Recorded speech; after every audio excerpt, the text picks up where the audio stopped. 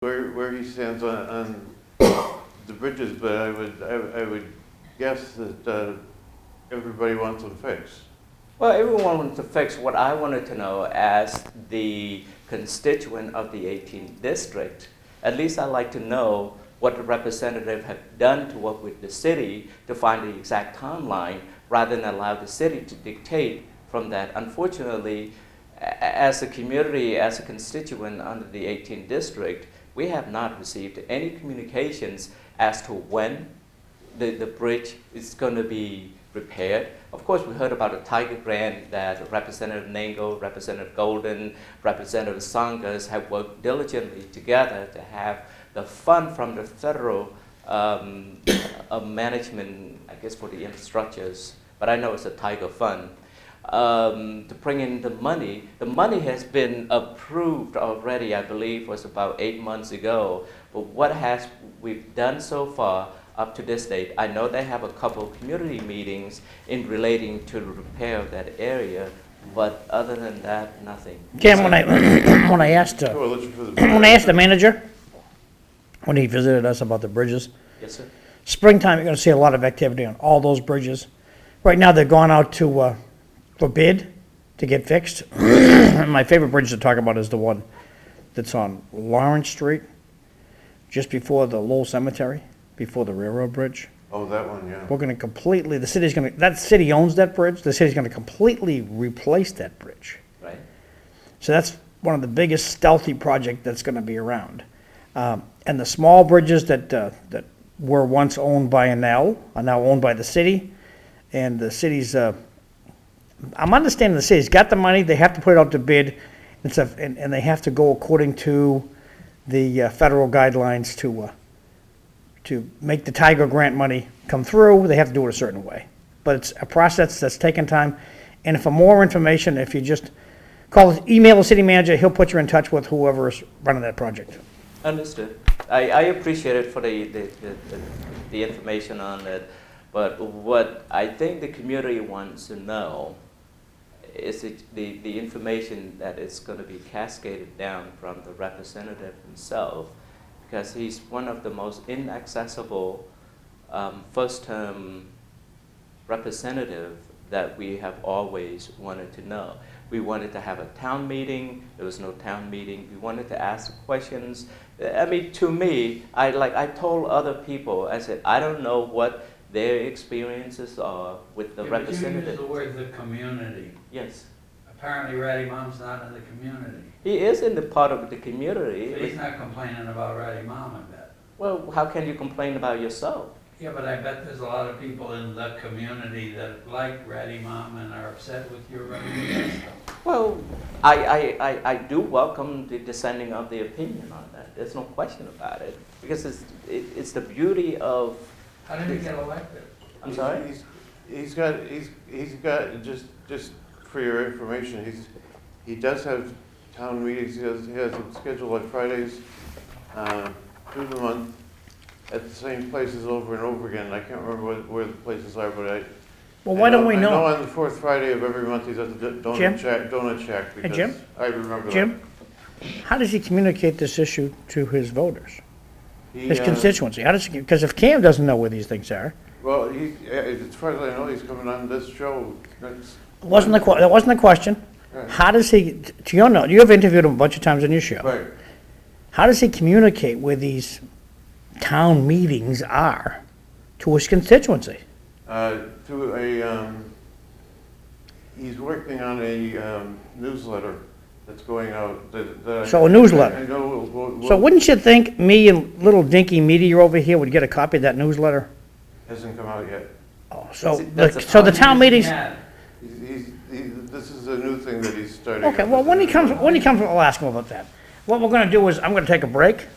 Cliff brought donuts. Apparently, one of our guests is not gonna show today.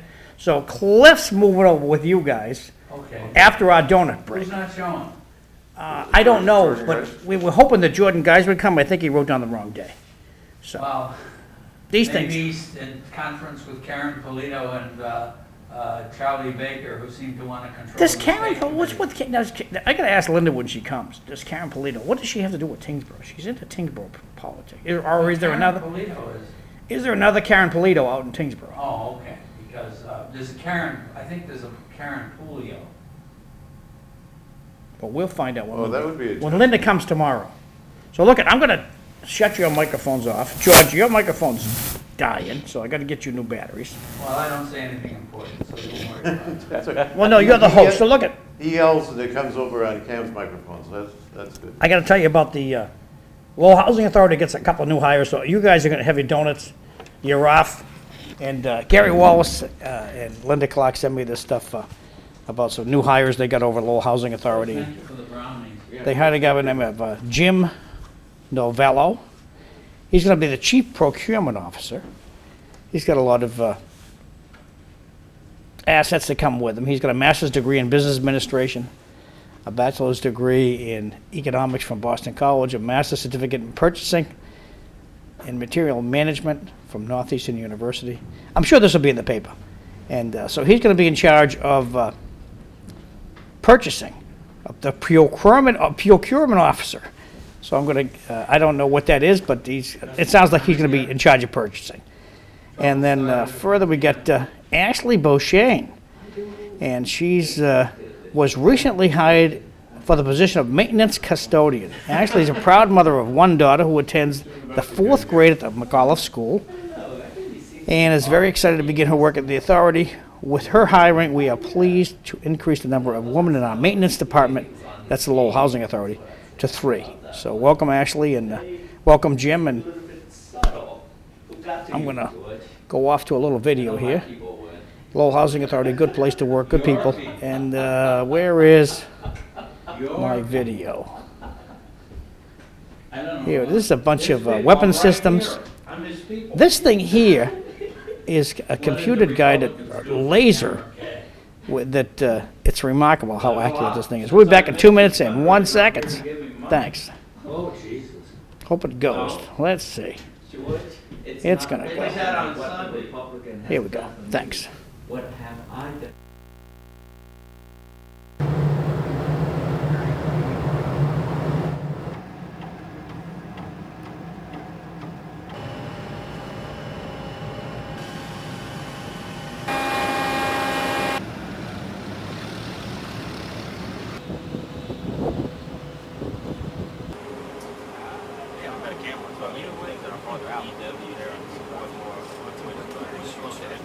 Love to see what's better.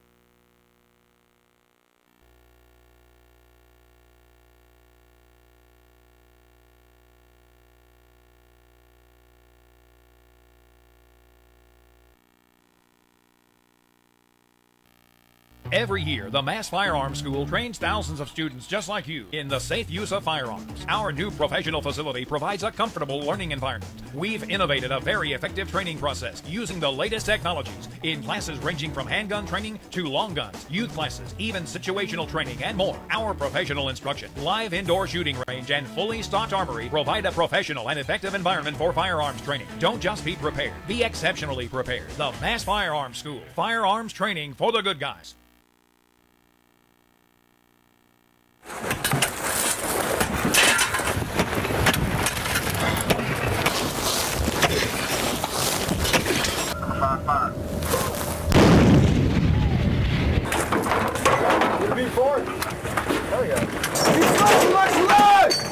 Ready! Leggy back to the launches! Stand by! Fire! Let's go! Strike if we go! That's it, baby! Clear, clear!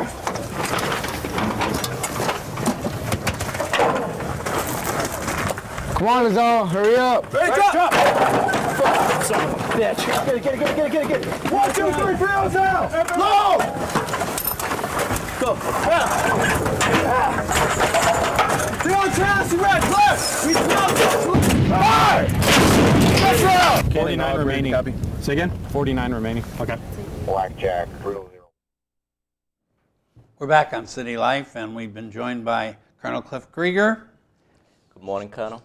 Chair of the Republican City Committee, the head of the Krieger wing of the Republican Party in Lowell, and then, of course, Mary Burns is the head of the other group in the city of Well, Lowell. I think Cliff outranks Mary Burns, so that would. When Charlie Baker comes to town, I'm not so sure Cliff outranks Mary Burns. Mary Burns and I are buddies. She's a member of the ward committee and is on the ballot to be a member of the ward committee. I mean, I can't help it that she works down in Boston, but you know, she's a nice person. I thought we were going to talk about Cambodia because on this internet reflector I'm on with 450 of my closest friends, one of the issues that we've discussed over the last several days was the Cambodian Holocaust and the people in the United States who denied that it had happened. People like Noam Chomsky, MIT professor, although I think he's reversed his view, but in the early years, there were a lot of people in the United States who said, oh no, that's not happening.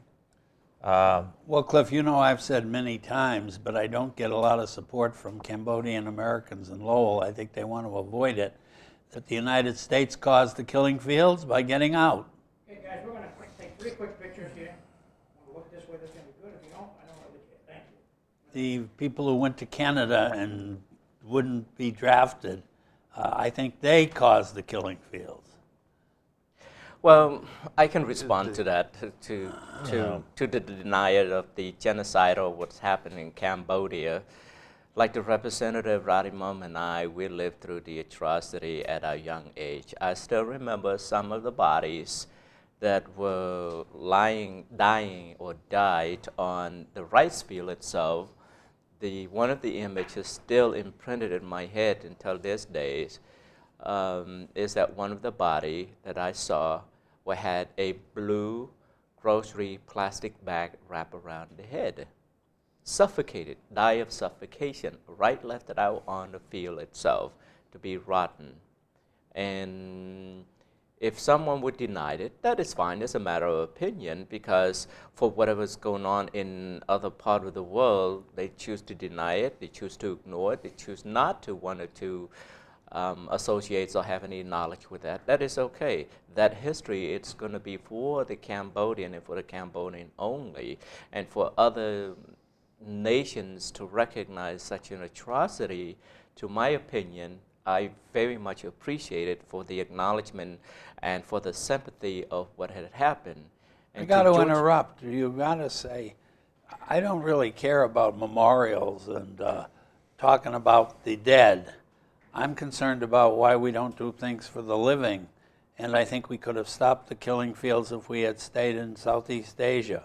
Well, you cannot blame the American for pulling out. I can. Well, you can always blame to a certain extent, but at the end of the day, we need to go ahead and compare to the livelihood that of a country, to our household, and to the individual of our decision itself. We cannot be able to say the way we get to where we are because we are the product of the system.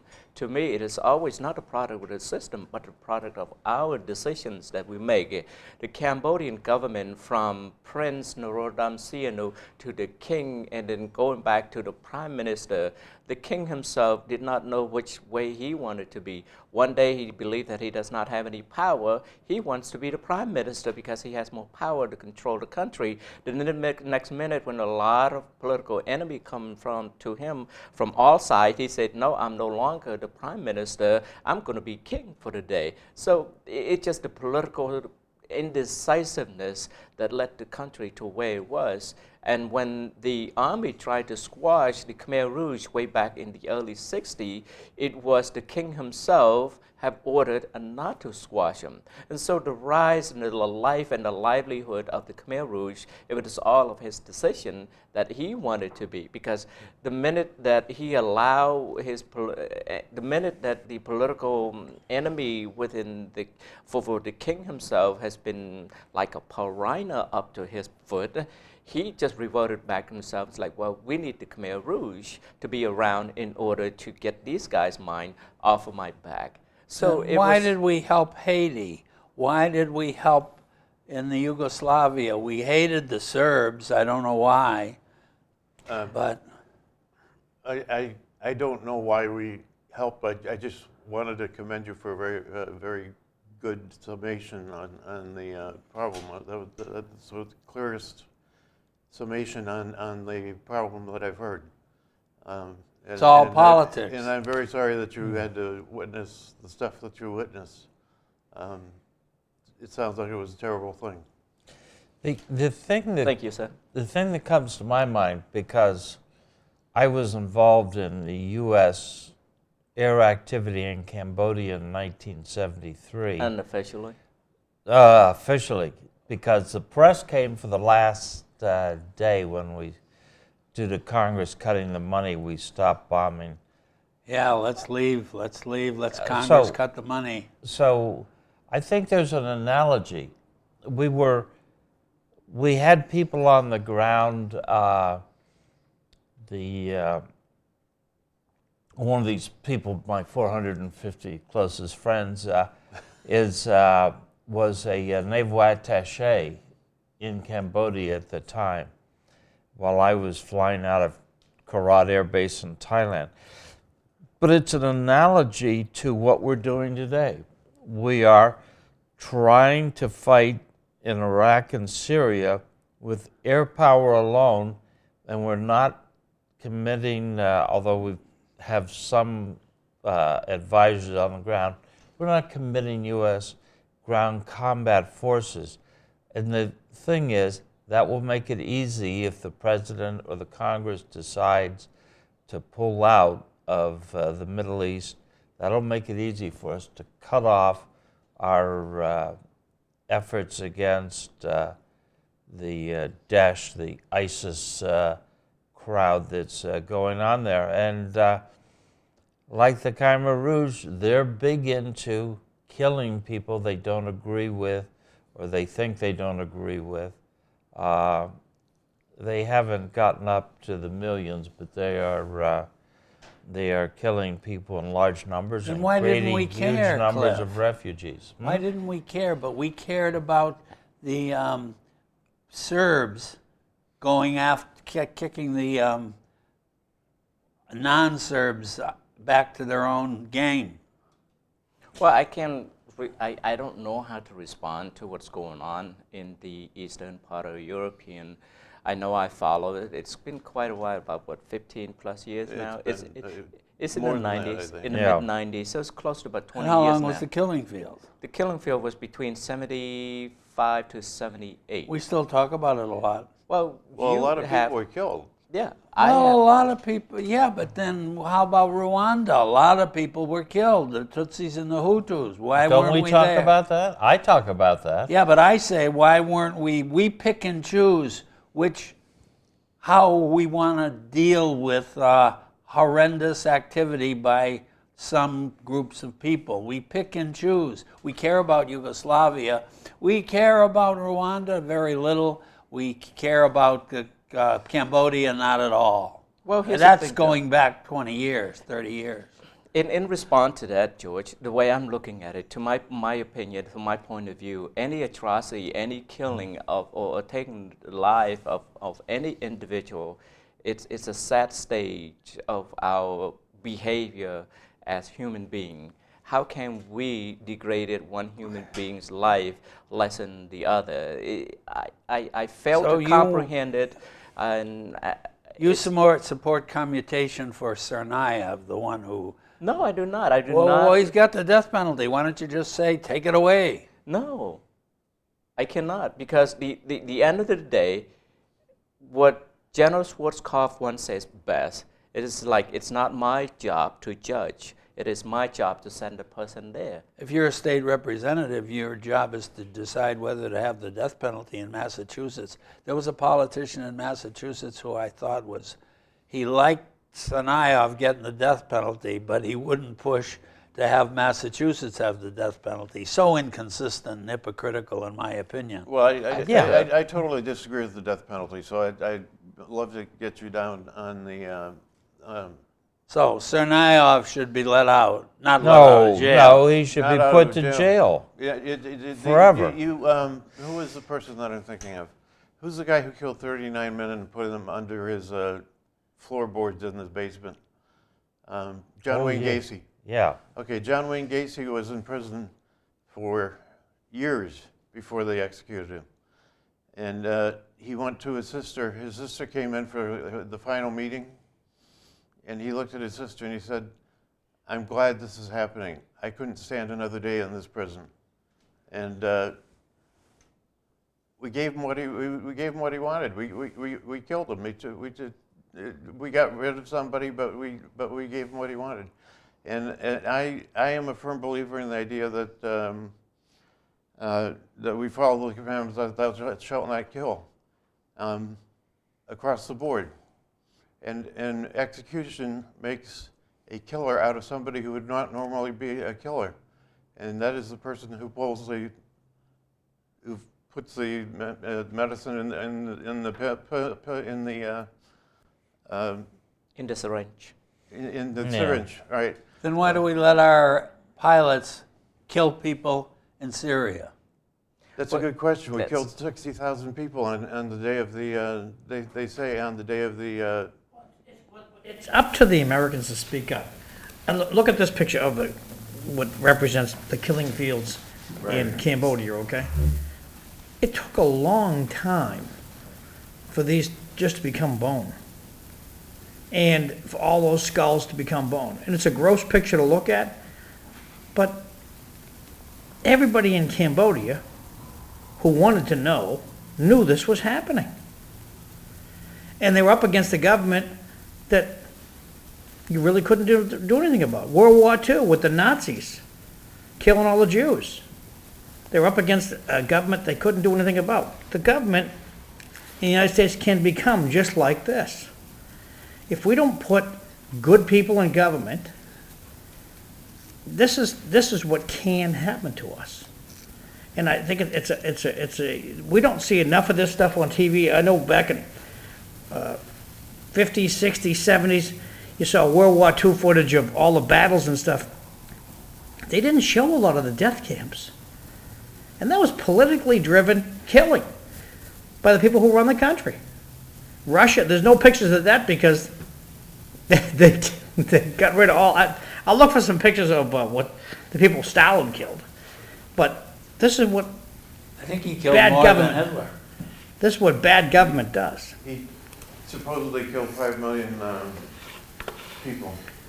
A lot of them more. Stalin was my reading is that Stalin killed 5 million people. I want to ask you a question, Cameron. what percentage of the population was killed by the revolution? I mean, during the Khmer Rouge regime? Yes. I can only go by what history have shown. And the number, it depends. Some I heard 1.5, and now I hear more, like a little bit more, 0.5, close to about 2 million. So what percentage of the population was that? Well, I don't know. I don't remember. George is right, So if Hitler it's- killed 700,000 people, and Stalin killed 3.3 million. No, those numbers aren't right.